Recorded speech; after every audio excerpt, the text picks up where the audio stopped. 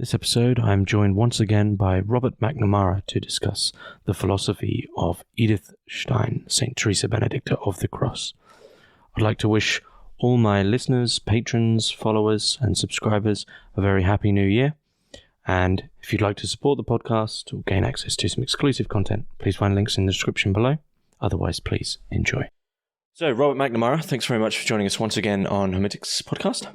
You're welcome, James. Glad to be here again. So, last episode with yourself, we discussed your paper on Stein, personalism and Thomism. And afterwards, we both sort of realized that even though we covered certain themes, mostly personalism, that there was so much spoken about with Stein, and she's such a rich figure, especially because the biography is completely intertwined with her work, and also just this, she's almost like there's just this event. I mean, you know, saint, amazing biography, sort of heartfelt, tragic biography, amazing philosopher, great letter writer, you know, this complete sort of package, and hopefully doctor of the church. So you have this figure who you almost, one of those figures where you touch on them, you think it's almost it's a disservice to just touch on this person. So you emailed to say, let's do this full episode. We both felt like we had covered a slice and in a particular way, and it would be better to do a more expansive cast on her thought. And you're right, it's not only the content of her text or her writings, she's a really curious figure historically and personally, and so it's good to see the holistic picture. And that's one of the reasons why I got into her originally, was because she just seemed like a person of integrity whose philosophy would bear something of that integrity. And therefore I could in a way give myself over to the exploration of it with some kind of ease and less, even though I was approaching it from a Thomistic perspective. So there was a somewhat critical aspect to my approach. There was a kind of ease in the integrity of her life. So I don't think I asked you this actually last time. So I asked you how your paper came about, but I don't think ask you, you know, can you remember where you first came across Stein and why? Were you immediately drawn in? No, when I first came across her, I came across her as a devotional figure. So I'm a practicing Catholic. So she's in the wings of contemporary devotion for young Catholics, probably because of her popular talks on education and women. And she just, immediately when I heard about her, I was kind of curious to know more. Then when I was in master's studies, I'd often see her books in the library, and on a couple of occasions picked some up and attempted to read further, but just found them the kind of philosophy that I yet couldn't in any way grapple with properly. So I had to leave them aside. Then a number of years later, I was in philosophy studies in Maynooth, and a philosopher there, Dr. Mette Lebeck, a Danish lady, but who teaches in Ireland in Maynooth. She was teaching me a number of philosophy courses, and on a number of occasions mentioned Stein. And this made me more interested because now I was a person who studied her, and I could maybe gain access to her thought through this person. She ran a conference just as I was finishing up my undergrad studies there. And at that conference, then I went along and tentatively explored. And it was as if through the collage of the speakers of the conference and their various insights, there was a kind of initial grip to her thought that I could then begin to read her text myself. And that was my original introduction. Then later that lady, Mette Lebeck, became my doctorate supervisor, and it was one of those wonderful occurrences of providence. So did you have a background in phenomenology beforehand, or did you? No. I'd heard the term, and I'd heard vague descriptions of it. And as you know yourself, it's a method of philosophy that's kind of hard to get initial traction with. I don't think it's an unnatural method of philosophy. I think it's really natural for the human person to do it, but it's initially hard to get traction with because a lot of phenomenologists write in such dense tracts that it's just like seems in some way inaccessible. Yeah, and it also does. It is worth mentioning. So when I studied phenomenology, I think this is part of the course when I did my master's in continental philosophy. You know, phenomenology is still big. It's still something that people study. We did a whole module on it. But it isn't part of the course now that you're going to be studying what would probably be pushed aside as Husserlian phenomenology now. So for those that don't know, you could maybe say proto-phenomenology starts with Franz Brentano, but most people would consider phenomenology proper starts with Husserl. But in a sense, it's moved on so far that Husserlian phenomenology and just phenomenology in general are now separated. And you won't really spend all that much time with Husserl definitely won't spend much time with Husserl himself. You might spend time with secondary on Husserl. The reason this is worth mentioning is, Stein is really like what you could say a first generation Husserlian phenomenologist, right? So it's that's why I asked, were you in phenomenology? Because it's not like you can go and read a secondary book on phenomenology like by Dermot Morin, which is quite accessible. You're pretty much diving into the deepest of ends with what Stein is immediately drawing on in her early philosophical work. Yeah. And you see this immediately because as you begin to then explore Husserl, his text is even more dense and more involved. And so you get a sense that those who are close to the fountainhead with Husserl have the same kind of character of really dense descriptive analysis that takes time to get used to. Once you get used to it, it's wonderful and you see the clarity of it. But at first, wonderful? Yeah, maybe that's a stretch. You see it's wonderful in what it brings about for you philosophically, even if you don't enjoy reading it. I remember the summer I read The Logical Investigations. It was one of those really hot summers, like where it was 40 plus degrees all of the time. And I remember it in reminiscence fondly, but that was an incredibly frustrating experience because I'm moving through this dense text in weather that's not amenable to comfort, and that's a good metaphor for The Logical Investigations, though, right? We're gonna an all-encompassing heat. We're gonna an all-encompassing heat that's gonna sweat everything not needed out of it. I mean, I guess I love this anecdote so much, and I don't know how true it is, but I mean, Stein tells it in her biography about how, she was then people in Göttingen were saying about how, just everyone's just talking about phenomena all the time. People are just, there's this figure called the Master Husserl. And so she then gets a copy, I believe, of Logical Investigations Volume 2. And to get entry into the course, she meets with Husserl and simply says that she's just read it. And for him, that's impressive enough. I like that even he is recognize how tough this work is. But I guess to begin with, Stein, I mean, why do you think she was drawn to phenomenology? I think in her own academic studies, she was at university at the time, and she was studying history and language, the German language, and had this defined interest in psychology, and so was also doing some studies and research in psychology. I think she began to recognize that the psychology of her day was still a nascent scientific discipline. And in consequence, she was looking for something deeper to account for, I think, what it is to be a human person, what it is to possess a soul, what is the structure of the soul. And there was something in her reading of the Logical Investigations that gave her the rigor and clarity that she had been looking for in her own academic studies.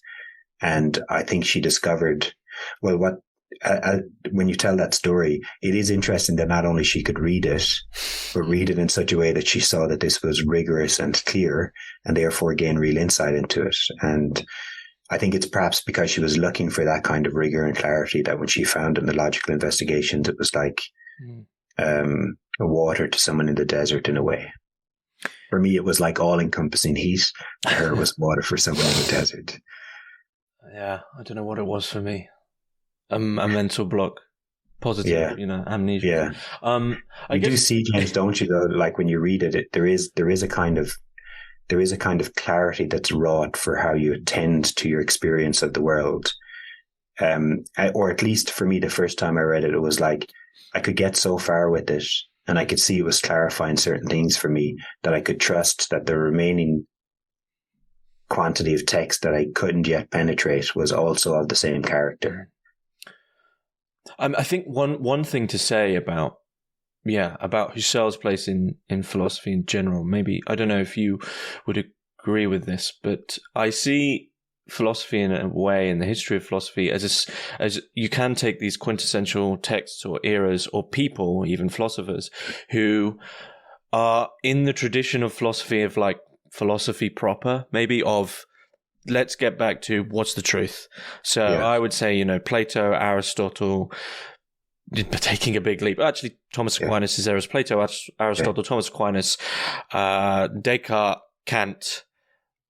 And then I would honestly put Husserl in there of, let's push away the chaff. These people who keep going back and saying sort of wheat and chaff, let's get right back down to brass tacks again. And I think this is really Stein's own temperament personally. And this is where I think her personality, her biography and the philosophy begin to intertwine, is nothing mattered more than the truth. And at that point in her time, phenomenology was taking extremely seriously the truth. And I don't want to denounce or say that all these other philosophers between all those people weren't, but they might have had, like, I don't know, beauty is the most important thing, or representation is the most important thing. But Husserl is very serious about, what's the truth? How do we know the truth? And I think I think that's a pretty good overview. And it does seem that in our temperaments as human, we do have a tendency towards like truth or beauty or goodness. And it's not like as if the well-rounded personality ignores the other of these transcendentals, but there does seem to be a decisive interest in one or the other that charts the course of our research, charts the course of how we then write text. And you're right, for Husserl it was truth, for Aquinas it was truth, for Stein it is most definitely truth. You see that in Aristotle and Plato and Socrates also. Socrates, I suppose, has a more of an ethical interest in truth. So this maybe the good is predominant for him there, and maybe to some degree Plato as well. And when Joseph Ratzinger, Pope Benedict, thinks of the tradition, he thinks of it as the Augustinian interest in goodness and the Thomistic interest in truth. Even though for Ratzinger, truth is, of course, very important, he finds himself more on the Augustinian side. And with Augustine, it's not just goodness, but it's beauty as well. Then we couldn't say that Augustine wasn't interested in truth, but there does seem to be like, what is it that makes us alive philosophically? For Stein, most definitely truth. Maybe I'd change that a little bit in saying that these people had a focus, but their focus, they wouldn't, in a sort of philosophical fideism, just adhere to their personal focus of maybe beauty, good, whatever it may be, just because they want to. The truth had to come first. So I think, as you said, sort of Aquinas, it's like, sure, God, but it has to be true, right? We can't give up our reason. For Socrates, it's the good. And I think for Stein, doing some reading and trying to find maybe what's that core, I think it is to do with what you've written in your own work. You see it throughout all her work, is the person. It's the truth, and then what do we do as humans about that?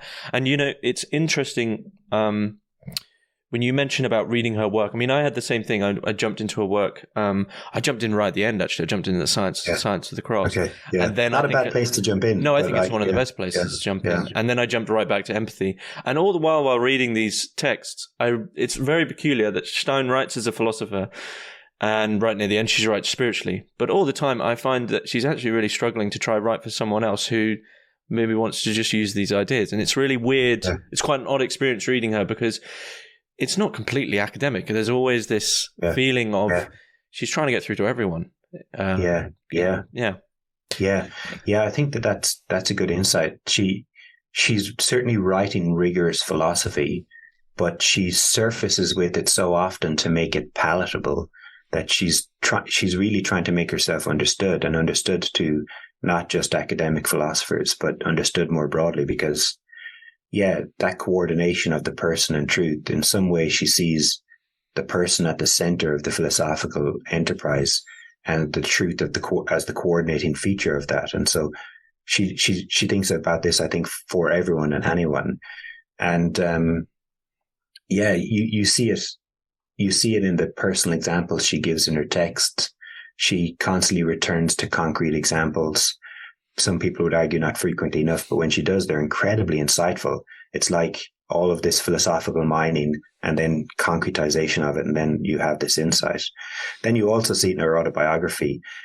Her autobiography is really raw in a way, and you can see that she doesn't jettison truth when she writes the biography of her family, because it's not really an autobiography so much as it's a biography of her family in that era of Germany. Yeah. So And one thing, I mean, you mentioned the soul early on there, that she's talking about with this empathy of what to do with the soul. And I mean, sometimes, and I think a bit too much is made of this really, because we don't have, she only mentions it in passing. Yeah. Some people often say, oh, Stein, this amazing figure who went from, Jewish faith to atheism and then to Carmelite and then eventually canonized. Yeah. And I personally don't agree that she ever was atheist. I just think she had maybe a teenage skepticism. She just said she stopped praying. So I just, you mentioned the soul. Do you think the soul was always a part of her work? The two parts of that. In some ways, I agree with you about the atheism question. She speaks about leaving aside the faith of her ancestry. So she stops praying and leaves aside the faith of her ancestry. What exactly does that mean? Does it mean she moves into skepticism, agnosticism, atheism? Not so clear. And yet at the same time, when she returns to the practice of faith now as a Catholic, there's a real entry back into the life of faith. And so it's probably, I suppose I don't know enough about it to characterize it clearly, but there does seem to have been a suspension of all of that for a period of time. What that character was inwardly, I don't know if she ever said it with any degree of clarity, and then a fervent return back into the life of faith. Then in relation to the soul, her interest in the soul is not only the soul as a spiritual reality, which is often how the soul is relegated in contemporary thought. So if our contemporaries grant that there is something we'd identify with, the term soul, that's what happens in religion and spirituality. But for Stein, and I think the people of her era, and for most of the Western tradition, the soul was a matter of evident human experience. Like if we take an Aristotelian understanding, which Stein takes up, the soul is the principle of life and the form of the body. So if we see a body that lives, we see the manifestation of the soul. Now, for Stein, her evidence of the soul is the interior life of the individual. So she does, in her later thought, integrate this Aristotelian Thomistic understanding of the soul. She integrates a contemporary psychological understanding. She integrates a Carmelite mystical understanding. But what stands at the center there is that we live this inner life, and this inner life is evident to us, and this inner life is the life of the soul. And so even if she was agnostic, even if she was atheistic, the soul was still something evident, present for her. And she really wanted to get to the bottom of it, I think, yeah. Get to the bottom of the soul. So I guess one thing just to start with, so we have a pretty good foundation there. I guess to just jump back a little bit, because phenomenology is ultimately the starting point and the basis of her philosophy as philosophy. She is now characterized as a realist phenomenologist. Yeah. Was she a real? Okay, I guess we need to very quickly define phenomenology, and then very quickly define realist phenomenology. And then was she always a realist phenomenologist, or was this something that a position she comes to? Yeah, so something you said earlier, phenomenology is incredibly hard to pin down, because Brentano is maybe a proto-phenomenologist. You see the word appear in earlier German philosophical texts, but it has its genesis really with Husserl, who develops the rigor of the phenomenological method. Then after Husserl, it becomes fragmented into various different ways of doing phenomenology. By the time it reaches our day, no two phenomenological personages agree on perhaps in any central way, and it doesn't have any doctrinal commitment, so it precludes a kind of, this is a school of philosophy. But this then is, I think, a Husserlian and consequently Steinian understanding of phenomenology, that it closely attends to our experience, so that we, so to speak, see everything that's given in experience and descriptively analyze it, so that we can come to the essence of consciousness, conscious experience, and the objects that are given in conscious experience. And so you could say it wants to leave nothing of experience behind, but attend to everything in experience so as to see the character of experience truly, deeply, widely, comprehensively. Now, what's it then, you could say more technically, it wants to detail the structures of consciousness and the objects given in consciousness. Mm. What does it take for granted? As far as Husserl is concerned, it doesn't take for granted anything except that experience is the starting point of everything that we know. And so there's a kind of claim of first philosophy for phenomenology, because if it gets this close analysis of experience right, it will in a way found all of the rest of our knowing. It'll draw all of our knowledge back to experience and show the evident character of our knowledge in experience or not. Mm. So what it takes for granted maybe is that this is possible, that reasoned analysis of experience can actually unearth the character of experience. But nothing else is, maybe as far as I can see it. And this seems to be why Husserl, or maybe this is why Husserl continued to circle around the origin again and again and again and again. And you notice this because his texts just become constantly edited and more detailed, because he's trying to show there is no assumption here. Mm. He never really finishes, right? I mean, every single ideas 1, 2, 3 through to the crisis of the European sciences.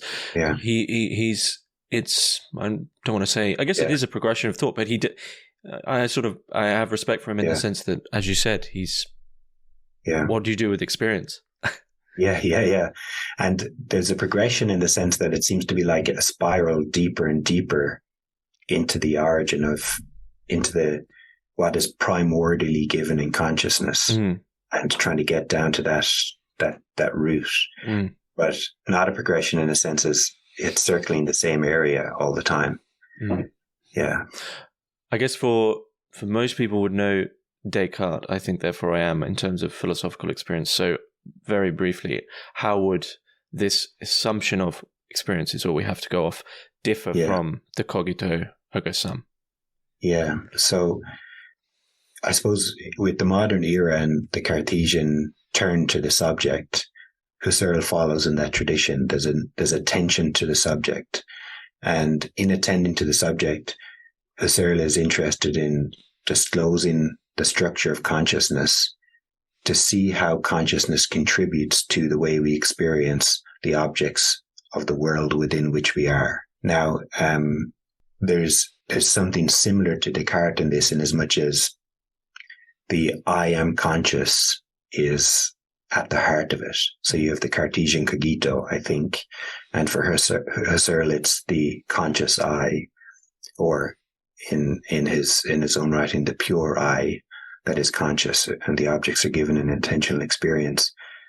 So there's a kind of Cartesian similarity there. But at the same time, he hasn't passed through this methodic doubt to get to that point, which methodic doubt does get us to that point. And then Descartes has a problem finding his way out of this. Maybe later thinkers grant he was successful at getting us to the I think, but he's not successful getting us out of the I think. And in consequence of this, we've got the mind-body problem and the mind-world problem, etc.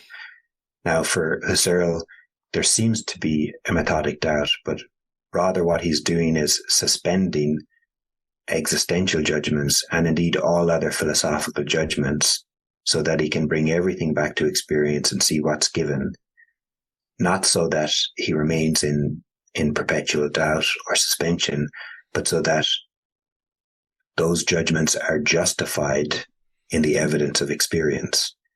And so there's a kind of openness of phenomenology to everything given in experience, including its objects, even if there's a suspension of judgment of the existential character of those objects. Now, that's what in some way separates Husserl, certainly in his later thinking, from a realist phenomenologist. And it seems to me that from reading Stein's writings, there was a realism about her thought from the very beginning. And you notice in her autobiography that she speaks, and in her letters, she speaks about herself and other students of Husserl constantly bringing this problem to Husserl. Mm-hmm. That is, the objects that we experience are really given to experience. Mm-hmm. And even if we suspend any existential judgment to analyze them appropriately, to focus on experience, we have to return to those existential judgments, because if we're to remain faithful to experience, we have to see that these objects are actually given in experience. They're given from beyond consciousness. They have an independence of consciousness. And so you see this, and I think a number of scholars, it comes to mind a lady, Benedict Boulot. I don't know how to pronounce that properly because it's a French name, but I think she shows very clearly the realism of Stein's early phenomenology, even on the problem of empathy and subsequent early works. So for Stein, then, the suspension of judgment that's at the heart of phenomenology is a suspension simply to focus upon experience, but then the suspension is lifted so that what is evidently given in experience is integrated then with one's experience of the world as given and one's other judgments, existential or other philosophical judgments. So you have the given object, which has its own independent realm, which is given to us, and then we have our existential judgments. We can't ignore those, but they're not. The whole thing isn't purely those existential judgments. So we do have to accept that there is a given world. Like for Stein, it's simple. I suspend so I can focus. But if I'm to remain faithful to experience, I have to recognize that these objects that I'm experiencing are really coming from beyond consciousness. They're given to consciousness, and as such have a kind of independence of consciousness. They're, you could say, mind-independent realities that we experience in and through our conscious experience. And the key point is, if we're to be faithful to experience, we have to see this. We can't remain suspended. We can't remain without these judgments. It wouldn't be faithful to experience if we did. And I think that that's the key that separates realist from non-realist phenomenologists. Does she remain, would you say she remains a realist even when she's drawing in Thomism and Christ? Yeah, I think right throughout her thought. And I think there's something of like Heidegger has an interesting insight about this in relation, like there's kind of craziness to proving that the world beyond the mind exists. And indeed, this is often why philosophy is called disrepute by people who aren't reading philosophy. Oh, you have to prove the world exists. You're just a mind. You're just a brain in a vat. But there's a kind of craziness to that task. And at the base of the phenomenological method, at least in Stein's understanding, is if we're to be faithful to experience, we have to see that conscious experience is something's given, that things themselves are given to consciousness. Even if consciousness is involved in disclosing their meaning and therefore bringing a lot to the table, the subject is involved in disclosing their meaning. They really are given. They really are something that lies beyond the mind and consciousness. It reminds me. And I think Heidegger is right about that. We would have to be crazy to try and prove the world exists. It does remind me, I think it's a Wittgenstein quote, or is it Russell, of sat in the garden and someone overhears them and they say, oh, don't worry, he's not mad, he's just a philosopher, right? Because they're trying to do the same sort of thing of proving like a chair exists or something, right? Yeah. Do you think, I guess, the realism, though, as you said, it's very simple for Stein. And do you think that perhaps without that realism, without this sort of given anchor, it might have been a little bit more difficult to fit or find a place for the reason of God within Stein's work? If she'd have just remained completely within that Husserlian view, God could have easily got lost. But almost, do you think this realism acts as a philosophical anchor? I think it does. One of my old philosophy professors said that the first turn of the mind is either faith or doubt, and everything subsequent follows upon that first turn. Do I have faith that these objects are given from beyond my consciousness, or do I doubt that these objects are given from beyond my consciousness? And so it does seem to be a kind of primary characteristic that determines how we think about the world and consequently determines how our philosophy develops. So I think you're right, James. I think that that's an anchor that allows her to come to God. At the same time, it was the phenomenological method and her use of it in relation to matters of spirituality and religion that opened the window towards God.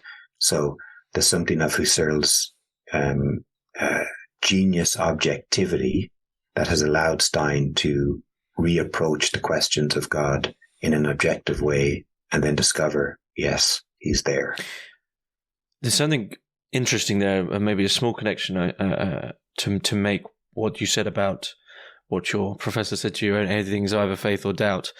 And not sure how much longer after Empathy, which would really be considered Stein's first major philosophical work, to discernment, and then, I mean, her discernment through to becoming Carmelite doesn't... So how many years is it from Empathy to the sort of proper discernment?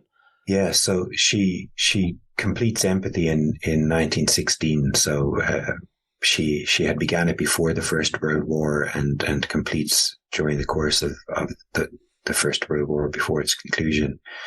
And that work on empathy she sees as did all of the early phenomenologists under Husserl. They saw themselves as contributing to his project.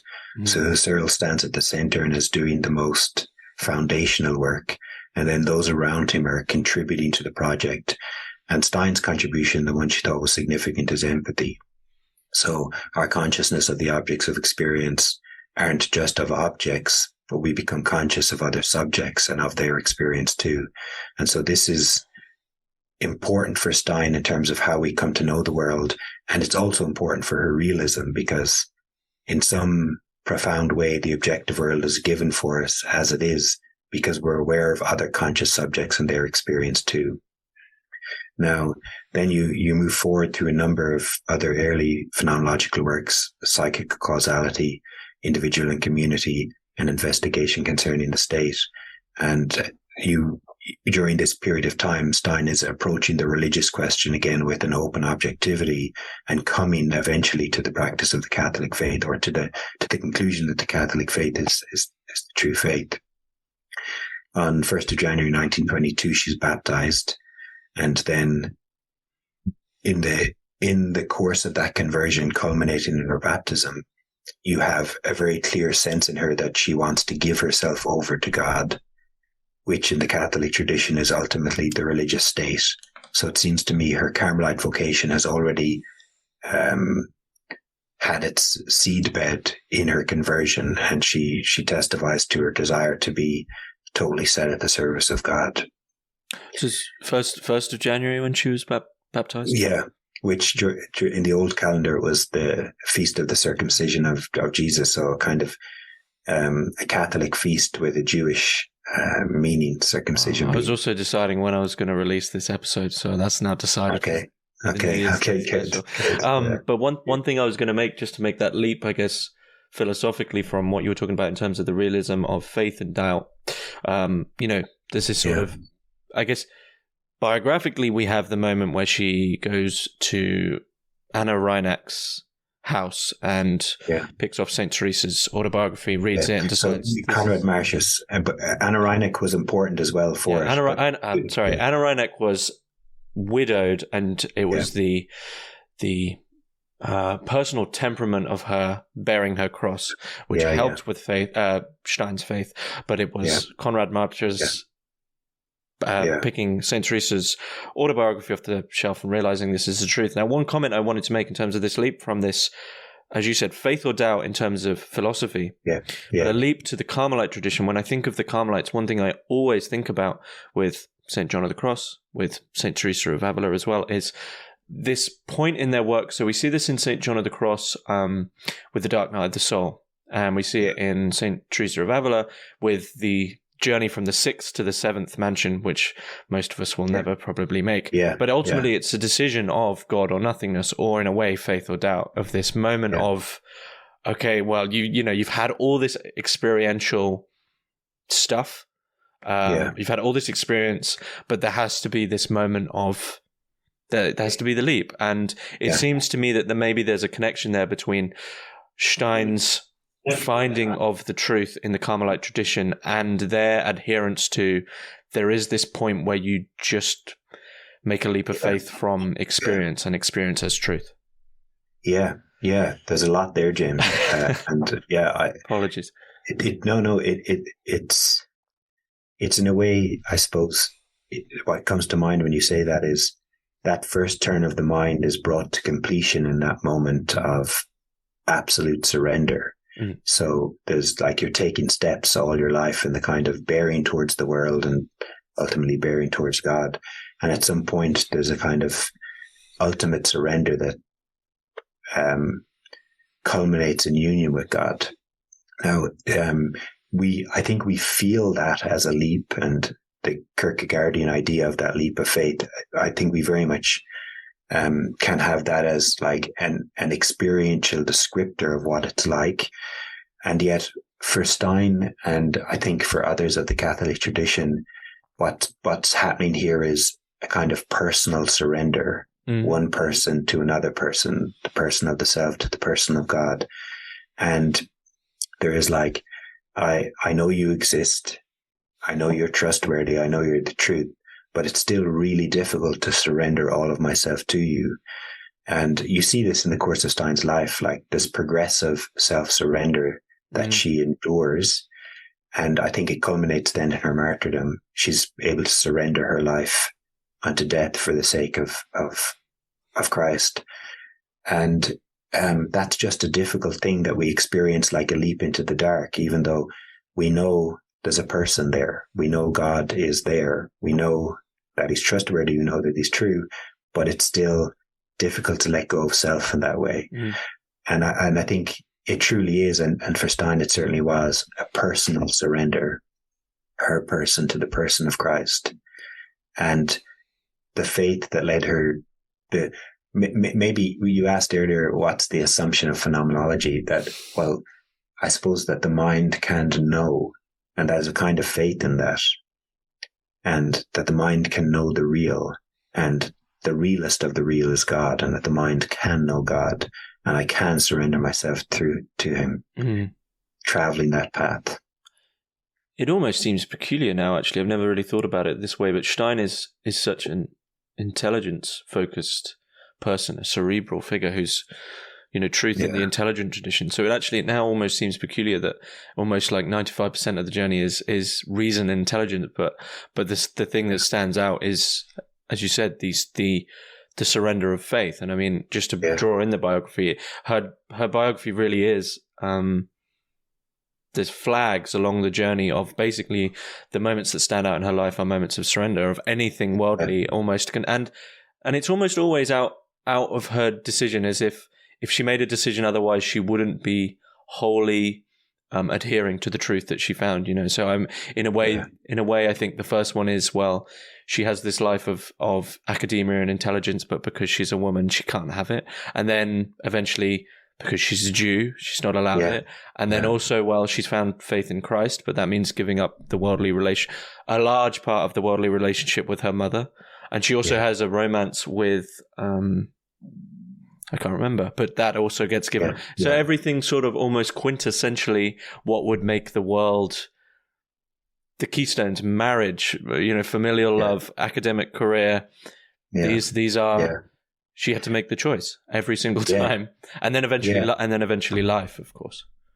Yeah. And the way you set up there, I think is wonderful. If she is going to adhere to the truth that she's found, she feels herself compelled or required to make the surrender, or in a way to deny it would be to deny herself. And yet that's still really difficult. And I think she's just a wonderful example of how to do that. In my own life, I find such things difficult, but I mentioned this to you before we started the cast today.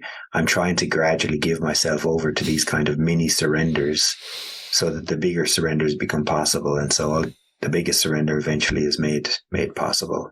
But it's not an easy task. Personally, we like taking a hold of ourselves, and that's also legitimate because we are the kinds of thing that have a hold on ourselves through our actions. That's what, in one way, what makes us persons, that we have this dominion over our actions and consequently dominion over ourselves. And I think to think about her biography, some people might think that this all comes across as sort of maybe heroic and clear cut, but if you read her letters, and I can't remember if this comes up too much in the biography, but especially if you read her letters, as she moves from academic and outside monastery life into in the Carmelite tradition, you might think, well, she had obviously moving away from the Jewish faith, which for her mother was an extremely pious practicing Jew. Moving away from, obviously converting was one thing, but then saying, I'm going to become a Carmelite and you're not really ever going to see me again. You might think, oh, maybe they had this fond farewell and tied up the loose ends. And actually, if you read her letters and you read her biography, as she enters the convent, it's pretty. How does it go? She kneels in the convent and feels completely home in the heartfelt joy of, I believe, Saint Teresa of Lisieux. But, or I might be wrong in that. But at the same time, it's been very, very recent that ultimately nothing was tied up with her mother. And actually, that doesn't end all that nicely. I think there's a final letter where they. Yeah. But it's not nice, So it's almost this point of the truth comes first, but it's not this. It's not this sort of smooth road. Sorry, I bumbled around a bit there. No, you're right. The truth comes first. It's not a smooth road. In a way, it reminds me of something Aristotle said: friendship is great, but the truth comes before friendship. And of course, there Aristotle is not setting the truth against friendship, but in a way, it's a prerequisite for a deep and proper friendship that you stand in the truth. And so there's a kind of foundational necessity for it. And in Stein's life, it did cost her. When she converted to Catholicism, her mother never accepted this.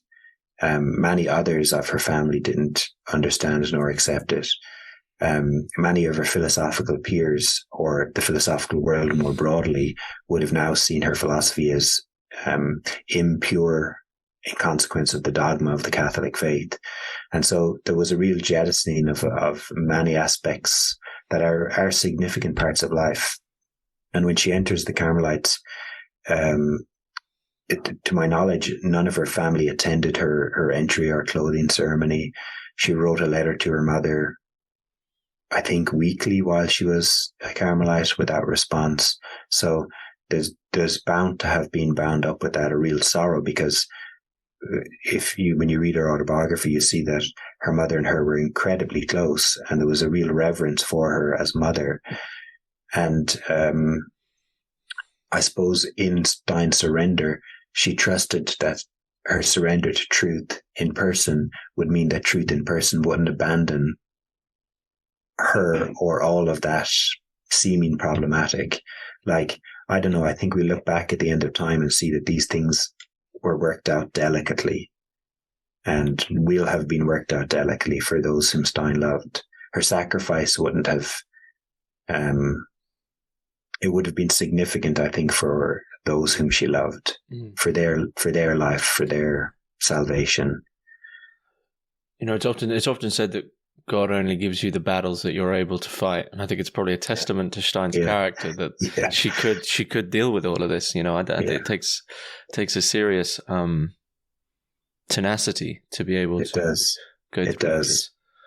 It does. It's kind of like if you take a stubborn temperament and craft it perfectly so that you can actually endure these things, and it's no longer stubbornness, but it's now virtue. A virtue of stubbornness. I mean, that's. Yeah. It's almost humorous, I think, her stubbornness. But I think she's stubborn about the truth, as we've said. The surrenders come almost, I almost imagine it, maybe not as someone like holding some books and then the truth comes and they just drop them and move. But she sort of puts them down and says, almost metaphorically, I'd say she's always, well, if this is the truth, then why am I not immediately entirely there? You know? And I think that's how it feels with, she converts to Catholicism, she finds the truth in Christ, but then of course thinks, well, if this is the truth, then I have to go as far as I possibly can. With the Carmelites, it is that deeper, especially a focus on the experiential. And I don't know if there's any writing on this. Maybe you know more than me. I mean, did she ever contemplate any other tradition? Well, to my knowledge, no. I think with her grace, whereby she entered the Catholic faith, she received the path ahead, which was like, I'm going to be a Carmelite. Mm-hmm. She was prohibited from entry for a number of years by spiritual counsel from her spiritual director, her spiritual father, because she had still a role in the world. Mm-hmm. Eventually, because of various sacrifices, that role was taken away. then anti-socialism rose to power ultimately. And then that gave her the freedom to enter, which is a really interesting occurrence. It's like this awful tyrannical power politically frees her to become a Carmelite. It's like there's a divine irony in that. But so I've forgotten actually what we were just talking about. Well, just whether it's the end of semester here, and just whether or not she contemplated another tradition, but I guess she didn't. Oh yeah, I'm not aware that she did, but she did have close contact with the Benedictine tradition, and she also taught in a Dominican high school for a long period of time. So she had close contact with other Catholic traditions of monastic orders, but chose the Carmelites. Mm-hmm. And I guess speaking of Dominicans who are big fans of Thomas Aquinas, I guess this is at this juncture that Thomism sort of comes into Stein's philosophy. And is she just originally asked to translate De Veritate? Yeah. So so she comes across the Thomistic tradition, I suppose, because at that day in the German-speaking world, or in Catholicism more broadly, the figure of St. Thomas is of great significance, an exemplary figure of scholasticism, and you have a renewed neo-scholasticism in the early 20th century. And so St. Thomas has been fervently studied in Catholic university settings, and much work began then is still only being completed up to the present day. So when she enters the Catholic tradition, she has to grapple with the intellectual dimension of that tradition. And of course, St. Thomas is a key figure, therefore grappling with the intellectual dimension is well done through St. Thomas. And I think I mentioned this in our last cast, but she saw in him a kind of synthesis of that which came before, and a synthesis with clarity. So she could, in a way, access the history of the Catholic intellectual tradition through Thomas and subsequently through Thomism. She came across this idea in what was obviously a feast of the day, Thomas Sonntag, and she was reading a little reflection from St. Thomas where service to the truth is service to God. Having given up philosophical investigation because she wanted to serve God, she realized now that the two can be done as one. I can serve truth and serve God, serve truth and philosophy. And so then during the course of this time as well, she's counseled by, I think, Eric Bourgeois to translate De Veritate. And what she does when she translates it is not a clean, you could say, transliteration of it, but rather she transposes it into the contemporary idiom of German philosophy of the day, streamlines the text so that it reads as a text whole rather than a objections, body, reply, which is typically the way St. Thomas writes. And so more than a translation, it's a contemporary philosophical interpretation by way of translation of De Veritate. So the reason why that's important is because such a work would obviously mean you have to grapple deeply with the text you're translating, like really come to grips with it in such a way that you can interpret it and transpose it in a contemporary philosophical idiom. And that task, I think, is something immense. Mm-hmm. So I think she spent that time maybe sitting with truth through the eyes of St. Thomas, but also grappling with it in a first-person way, such that she makes the text her own as she translates it. Mm. And I think this got her deeply into the Thomistic way of thinking, even though she'd no formal training in scholasticism or Thomism. And I think it was the first German translation of De Veritate as well, which would have been of significance because you're moving from a Latin scholarly tradition to the language of the various countries' scholarly tradition during that era at the same time. Mm-hmm. Mm-hmm. So how does this alter her philosophy?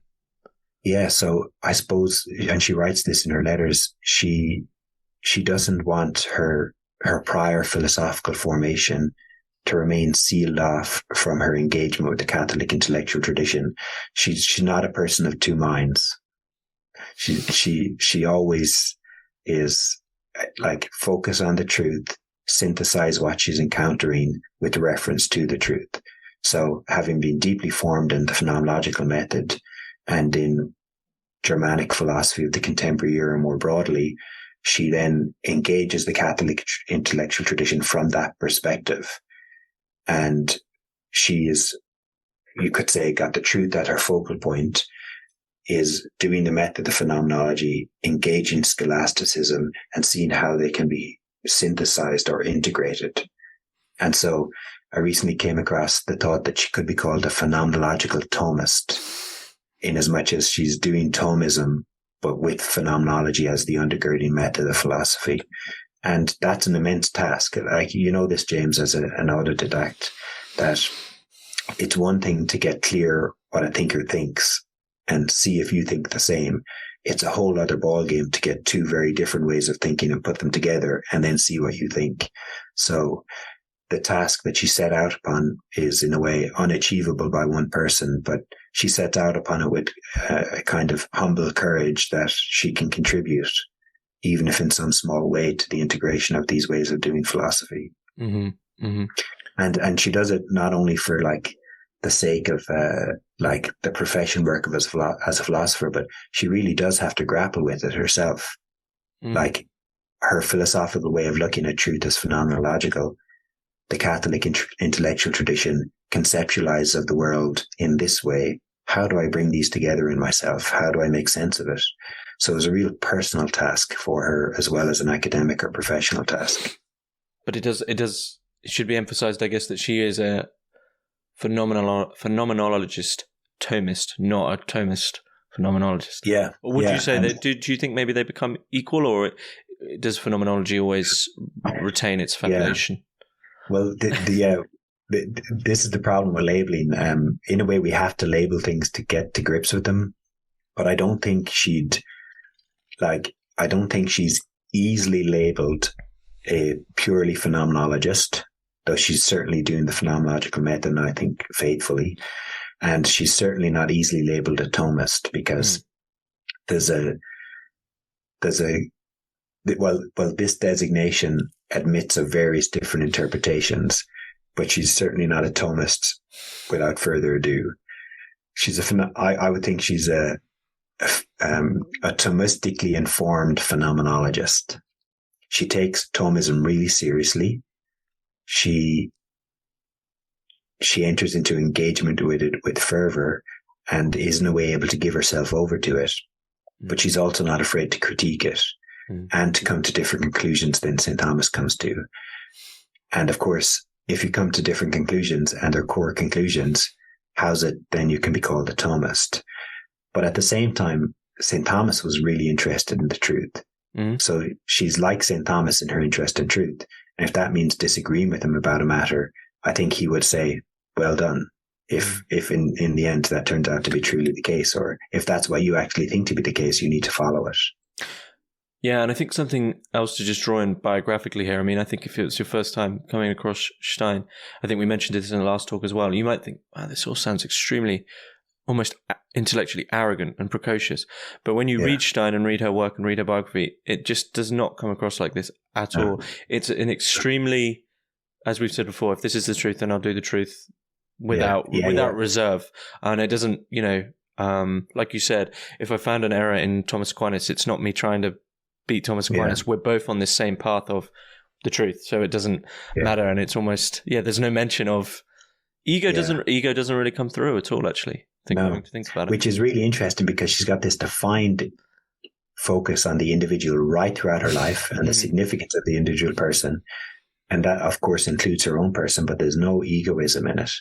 And it does seem at first kind of hubristic, like, or for any of us, you sit down and you read Kant and you're like, I disagree with that. Like, whenever we're doing philosophy and engaging the masters of the tradition, it's hard to disagree with them, because who am I to disagree? And yet at the same time, we have to take a stance on these matters. And I think we can set out upon it without that hubristic or attitude, and yet at the same time prepared to come down on what we think about matters that is the case or that is not the case. And so Stein, it seems to me, when she's doing philosophy, she does it very honestly first. Like she leads you through her reasoning process.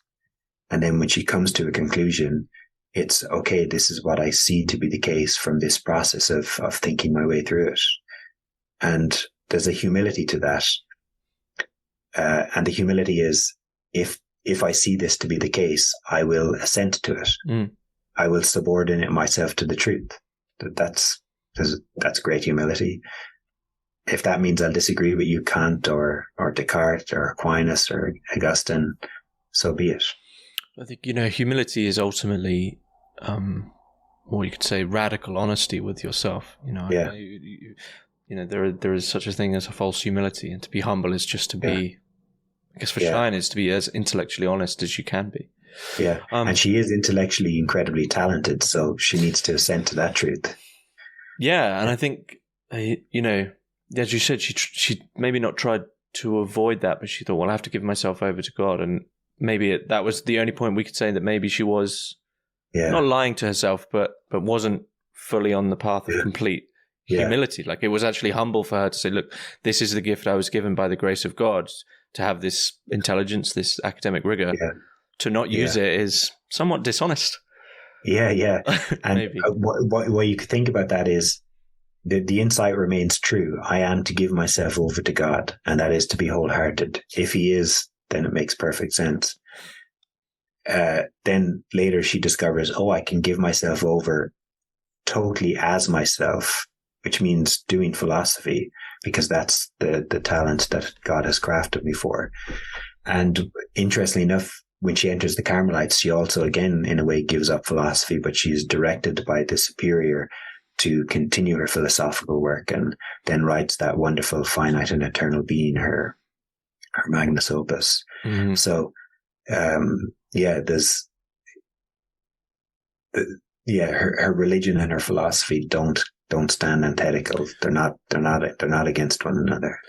And this, I was then going to mention this. I mean, academically, the culmination, I think maybe we don't know what the culmination would have been had she. Yeah. I mean, she was 60 when she, unfortunately, I believe when she unfortunately. Yeah, 50 actually. 50? 50? Yeah, 50. Oh, okay. When she was sent to Auschwitz. So and then we're left with the Science of the Cross, which was unfinished.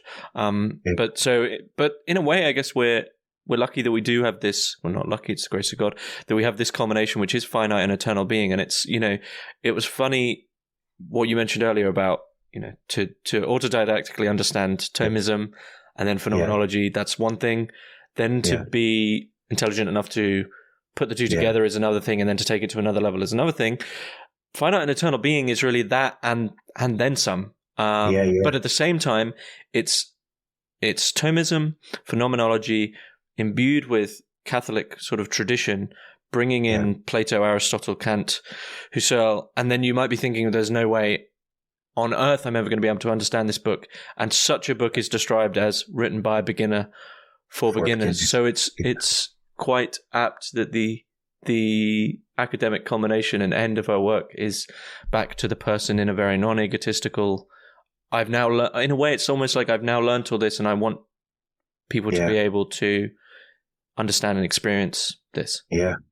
And there is a kind of difficulty to finite and eternal being, in as much as to get to the core insights, you have to really closely and actively read the text and do so multiple times.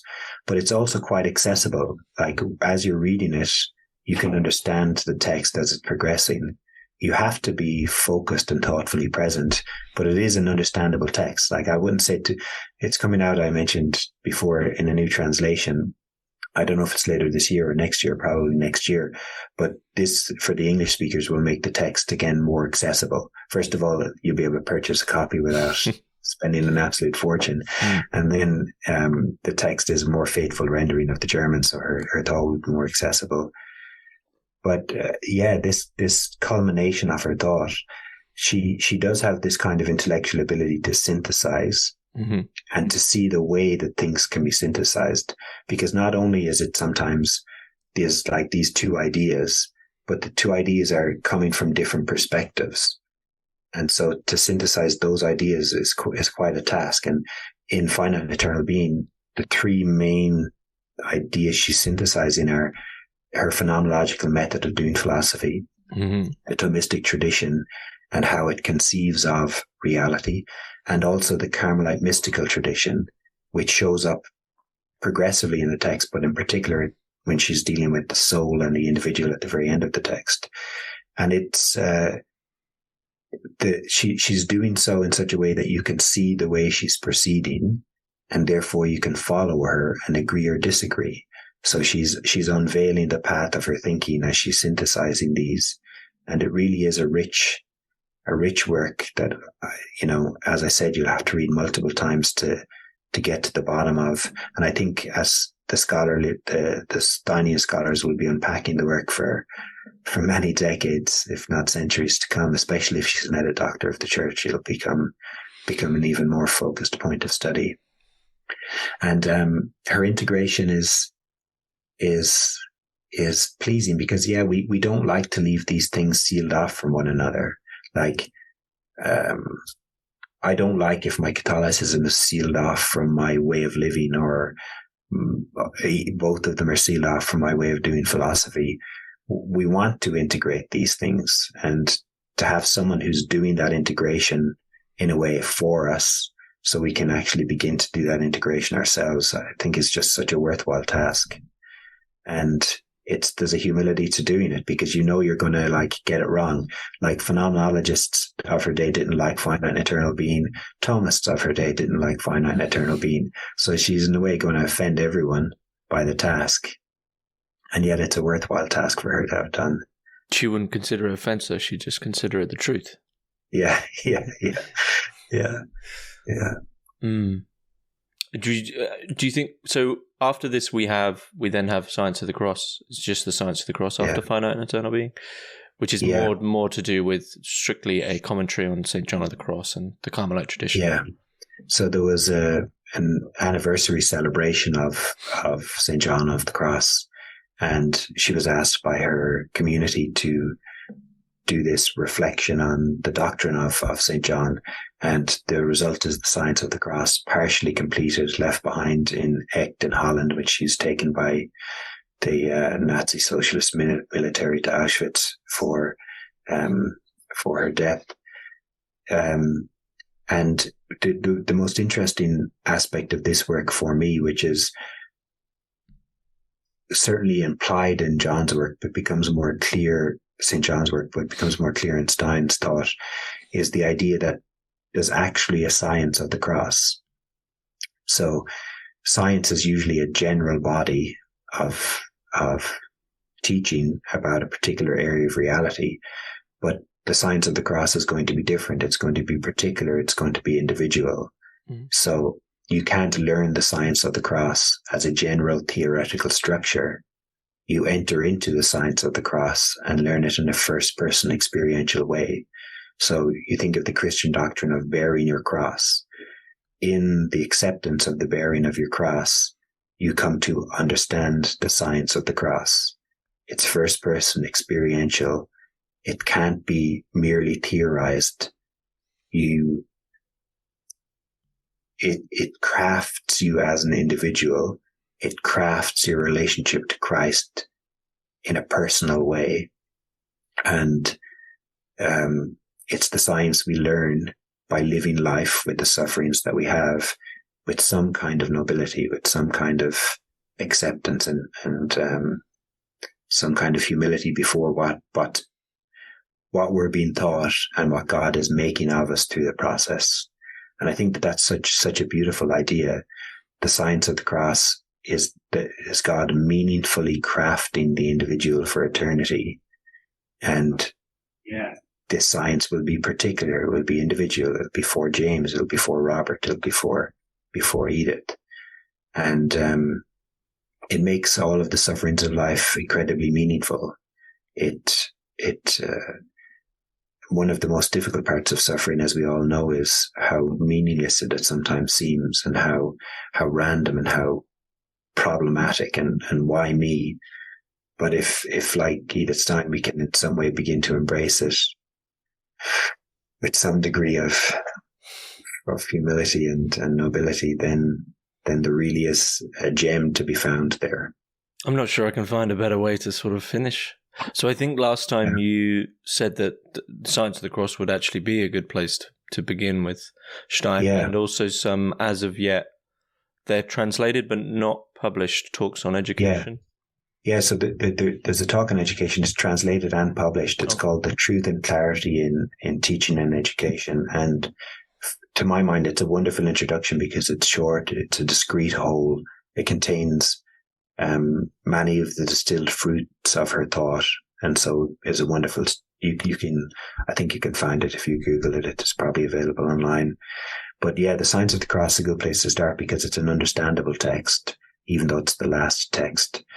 There are many of her talks that are published, but they're largely on women, and that's also a good place to start.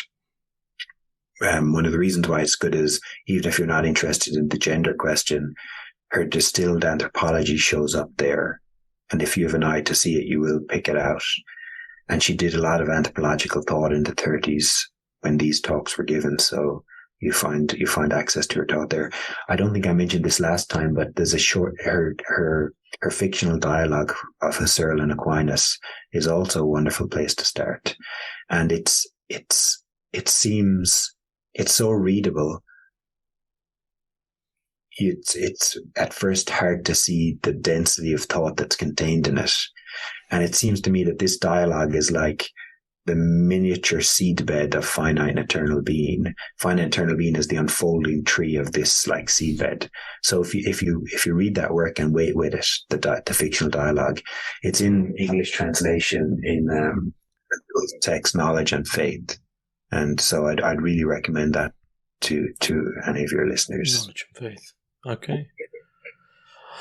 I think we've managed to cover her philosophy pretty well in a short space of time. Is there anything you'd like to add in about Stein that you feel needs to be put in? It was an enjoyable talk with you again, James. Thanks. Thanks very much.